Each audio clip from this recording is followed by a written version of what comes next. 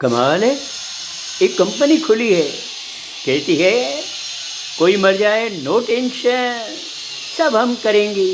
वाह, मर जाए कोई नो टेंशन, चिंता नहीं रहेगी। बस पैकेज दो कंपनी को, सब कुछ वही करेगी।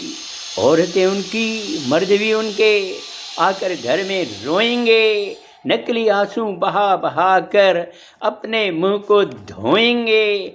पंडित उनका, कफन भी उनका, और उनका ही नाई, बाल भी वे कटवाएंगे। फिर क्या चिंता भाई। अरे कहाँ फूटेगी आत्मा। कौन है ये गंजे, अरे मुझको कंधार लगा रहे हैं। कौन है भिखमंगे। एक बार मूंगफली वाले को लाए, उनकी आदत भली। सब बोले राम राम सत, ये बोले ले मूंगफली।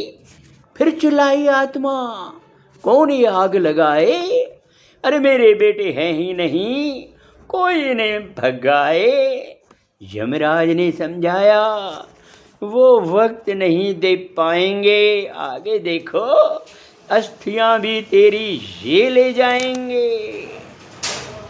पर आश्चर्य होता है, जिनकी खातिर माता पिता ने अपनी उम्र गंवाई, उनके पास अब क्रिया कर्म का वक्त नहीं है भाई। मिट जाएंगे कर्म धर्म, क्या ऐसी पीढ़ी आएगी।